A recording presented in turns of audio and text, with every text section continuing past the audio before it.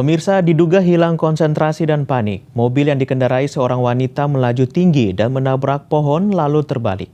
Semua korban selamat namun terluka parah.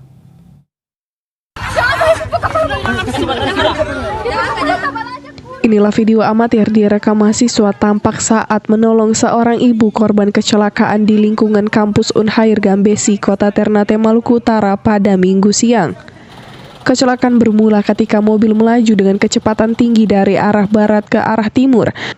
Pengemudi diduga hilang konsentrasi karena panik sehingga ketika melewati jalan yang menikung menurun, mobil tersebut tiba-tiba keluar sebelah kiri badan jalan dan menabrak pohon lalu terbalik.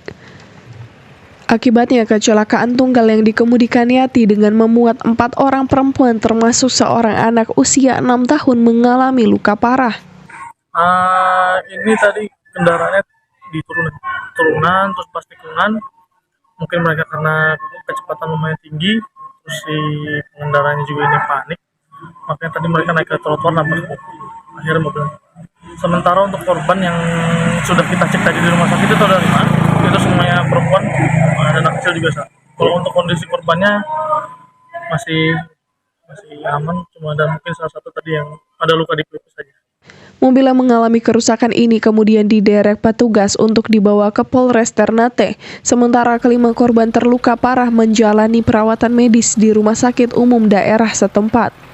Dari Maluku Utara, Opik Syarifuddin melaporkan untuk Kawanua TV.